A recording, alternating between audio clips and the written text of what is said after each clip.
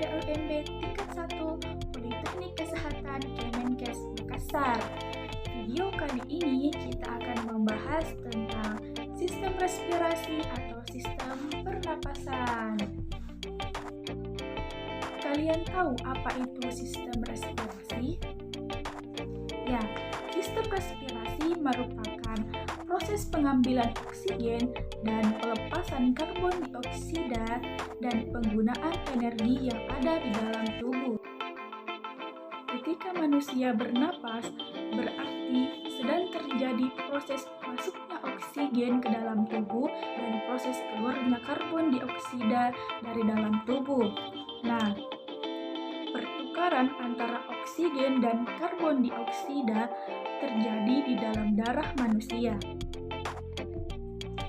Sistem respirasi dapat dibedakan menjadi dua, yaitu sistem respirasi eksternal atau respirasi luar, yaitu pertukaran antara oksigen dengan karbon dioksida antara sel-sel dalam tubuh dengan lingkungan luar.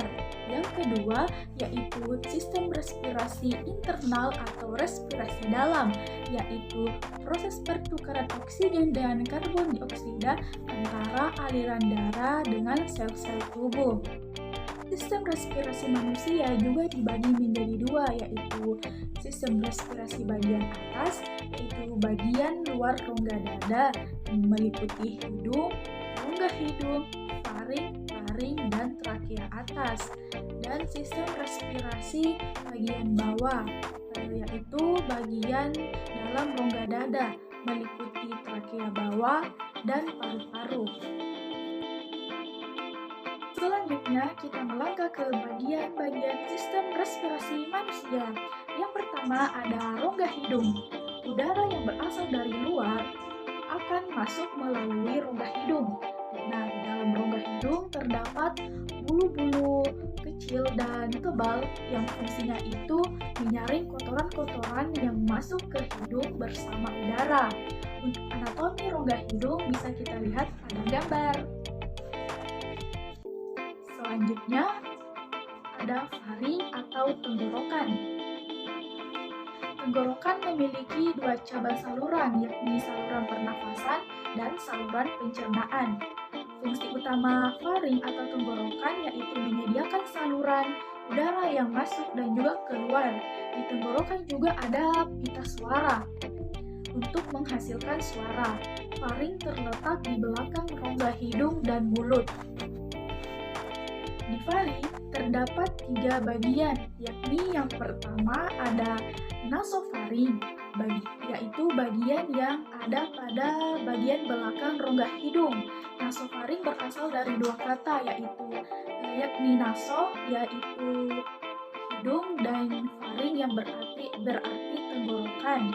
Oleh sebab itu, nasofaring dinamakan sebagai saluran hidung tenggorokan.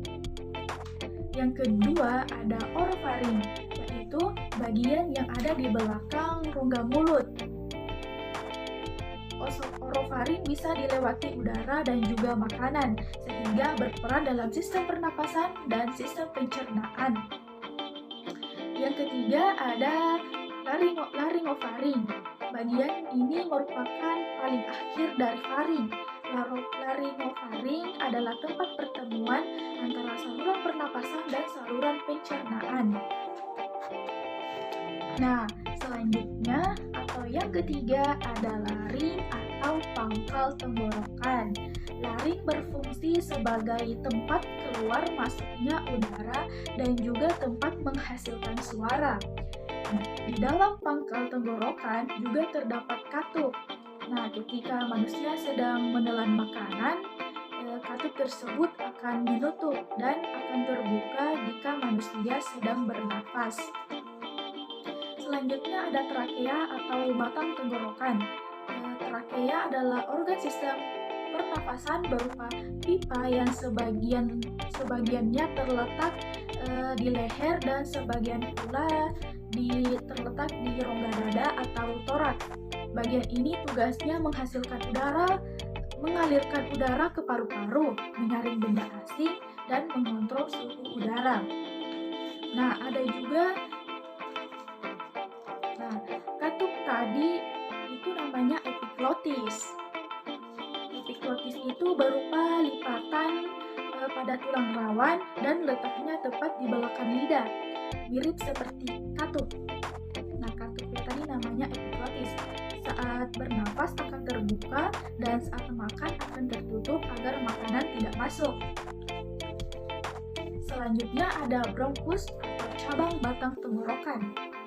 Fungsi dari bronkus yaitu menyediakan jalan udara yang ingin masuk dan keluar dari dan menuju paru-paru.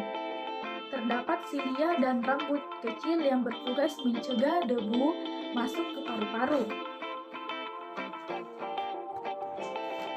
Nah, di bronkus itu ada cabang-cabangnya, dinamakan bronkiolus. Bronkiolus merupakan cabang dari bronkus yang fungsinya menyalurkan udara ke alveolus. Selain itu, organ ini juga berfungsi mengendalikan jumlah udara yang masuk ke paru-paru ketika kita bernafas. Nah, selanjutnya ada paru-paru. Paru-paru merupakan tempat menampung udara sehingga oksigen tersebut bisa disalurkan ke tubuh. Paru-paru sendiri letaknya berada di dalam ruang rusuk dan jumlahnya sepasang, ada paru-paru kiri dan paru-paru kanan. Di dalam paru-paru ada namanya alveolus. Alveolus itu kantong-kantong kecil yang merupakan tempat bertukarnya antara oksigen dengan karbon dioksida. Nah, di dalam paru-paru juga ada namanya pleura. Pleura merupakan membran atau selaput tipis berlapis ganda yang melapisi paru-paru. Dan terakhir ada diafragma. Diafragma merupakan tempat pemisah antara rongga dada dan juga rongga perut. Diafragma ini bentuknya berupa otot dan dapat digunakan untuk memperluas paru-paru. Teman-teman, selain hidung, udara juga bisa masuk melalui rongga mulut. Meski prosesnya tidak sepanjang dari rongga hidung, tapi udara yang masuk melalui mulut itu lebih banyak dari rongga hidung. Manusia memiliki pernapasan yang normal ditandai dengan bernapas sebanyak 15-20 kali dalam 1 menit. Nah, teman-teman, dalam bernafas, umumnya manusia membutuhkan 300 liter oksigen dalam sehari. Manusia bisa bernapas dengan 2 cara pernapasan, yaitu pernapasan dada dengan pernapasan perut.